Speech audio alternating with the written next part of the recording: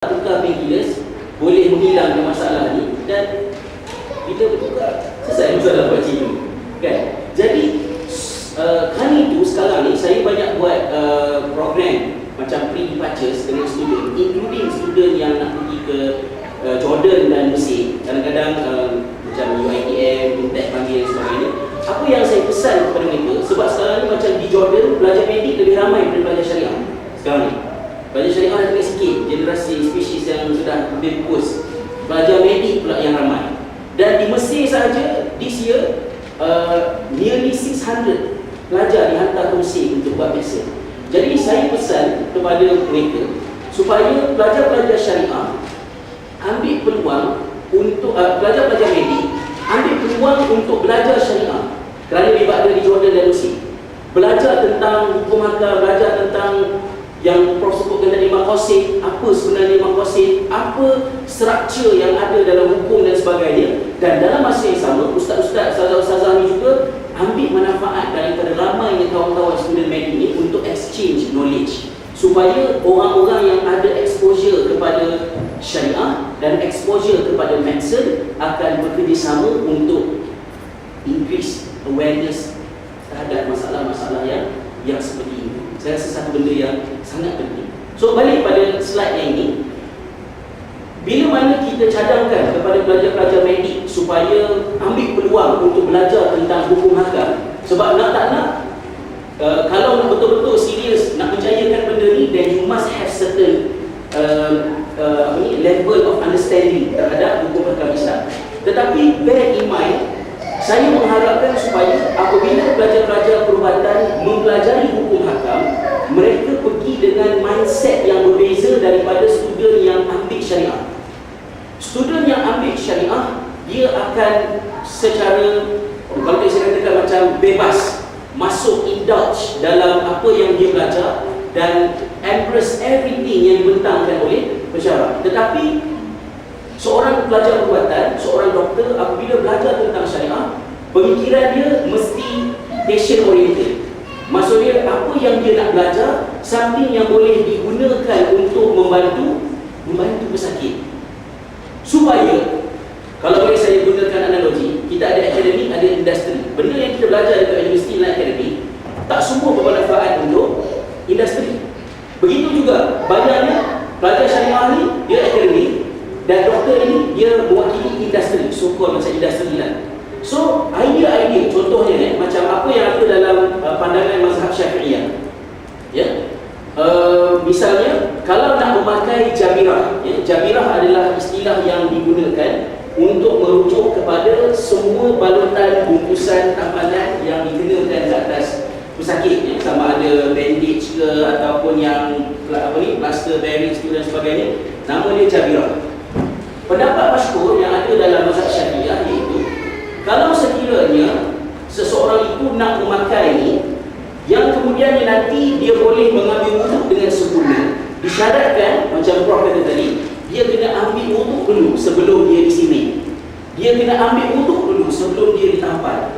Which is, saya rasa di dalam realiti macam yang dah sebut tadi, very unlikely untuk benda itu ada.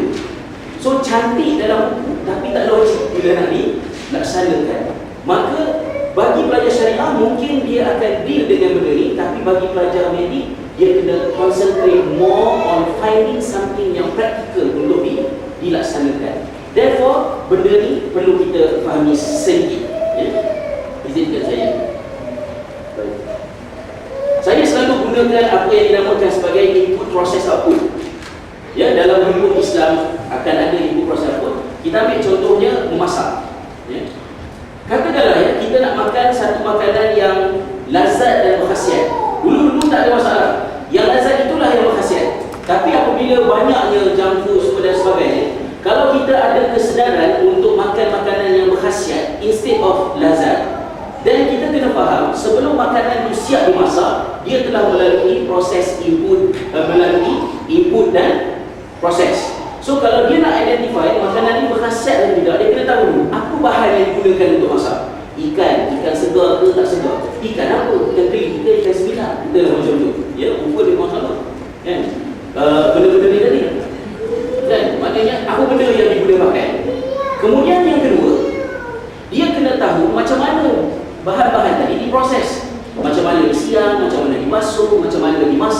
dan kemudian dimasakkan, akhirnya dia dapat satu hidangan dan dia boleh judge adakah makanan ini berkhasiat atau tidak based on apa input yang dipakai and how was the process.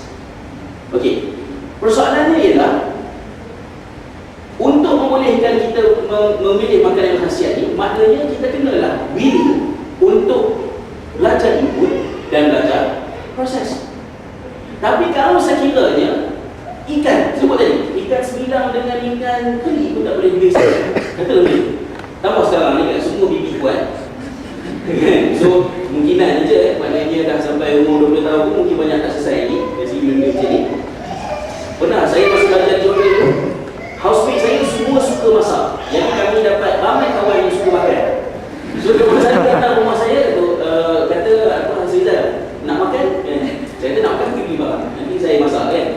Jadi dia orang ni ada seorang kawan saya ni, dia pergi kedai, saya pesan dia beli bawang putih, bawang merah, lepas tu barang-barang tu dah habis dan ayam. Jadi bila saya pergi ke dapur, saya tak jumpa bawang putih. Saya tanya dia, mana bawang putih kamu? Dia kata ni, rupanya bawang merah tu dia beli bawang besar yang kulit merah.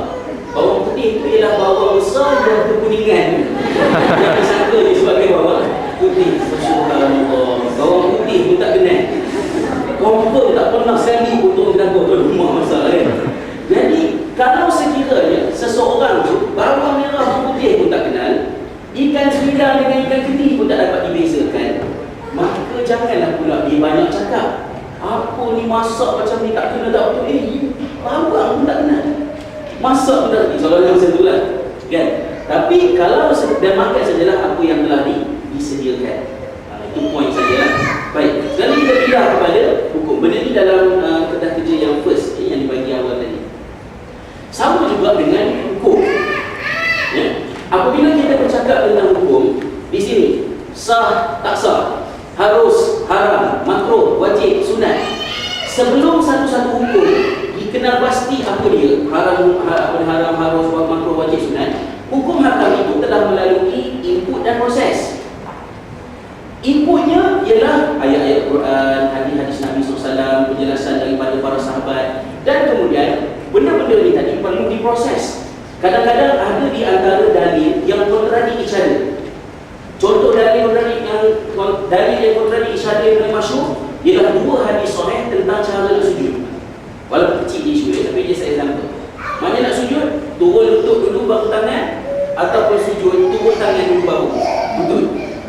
Satu hadis Rasulullah SAW dikatakan bahawa hadis daripada Wa'il bin Hujr mengatakan bahawa aku melihat Nabi SAW apabila bersolat, baginda menurunkan lutut baru tangan. Dalam satu hadis yang lain, Abu Hurairah radhiyallahu anhu meriwayatkan bahawa Rasulullah SAW mengatakan bahawa bila nak sujud, jangan sujud macam unta. Oleh yang demikian, turunkan tangan dulu baru lutut. Completely dia ada way. Jadi apa sebenarnya hukum di sini? Dua-dua hadis sahih. Maka you have to understand the process. Baik. Kalau sekiranya kita nak mencari hukum yang tepat, then you must give some effort to learn the input and the process.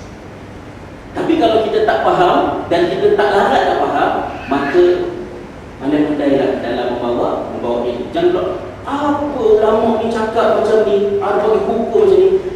Maknanya mungkin ni bahasa Arab pun tak tahu, Quran pun tak boleh nak baca, hadis pun tak kena. Duk pertikaikan apa yang telah dihasilkan oleh ulama, hasil input dan proses.